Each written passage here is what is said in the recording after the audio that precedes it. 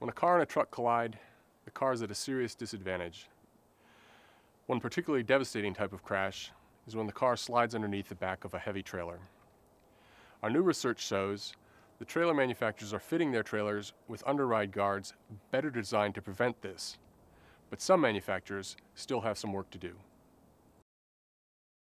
So the Institute recently tested trailers to see how well their guards prevented underride in a 35-mile-an-hour crash to the back. There were trailers from 8 different manufacturers who together make up 80% of the heavy truck trailer market. Each trailer was tested up to 3 times at 35 miles per hour. There's a full overlap crash test, a 50% overlap crash test, and a narrow overlap crash test. All 8 trailers prevented underride in the full overlap crash test at 35 miles per hour. All but one prevented underride in the 50% overlap condition, and only one managed to prevent underride in all 3 test conditions. That was a trailer manufactured by Manic and sold as Trailmobile in the United States. The federal government requires that heavy truck trailers be equipped with underride guards that are intended to keep cars from sliding underneath when they crash into the rear. The problem is that when guards are only designed to minimally meet that standard, they're not strong enough to keep that from happening in crashes, even at speeds as low as 35 miles per hour.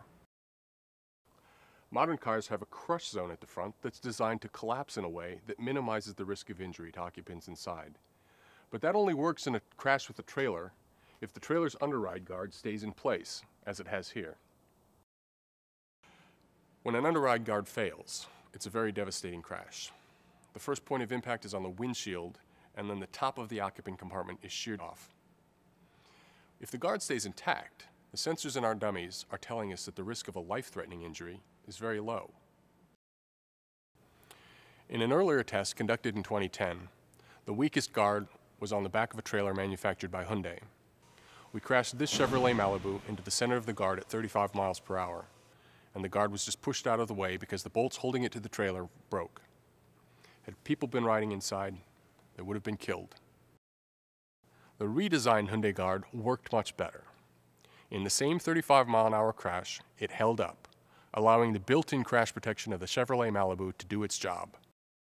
People riding inside would have been able to walk away without any serious injuries.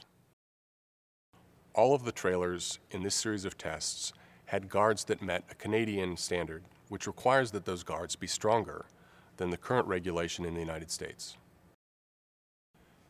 Even though the Canadian standard requires that guards be stronger than they're required in the United States, our research shows that cars are still vulnerable to underride when they hit the outer end of the bar.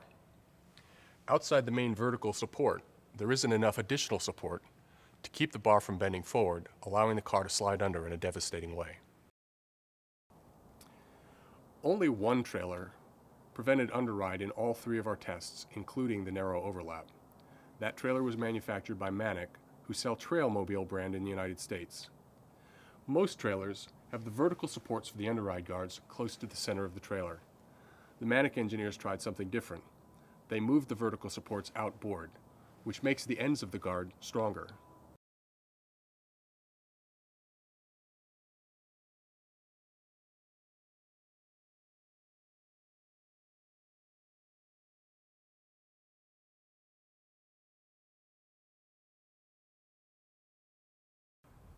Designing underride guards to the Canadian standards is a good first step, but Manic engineers show it's possible to go much further.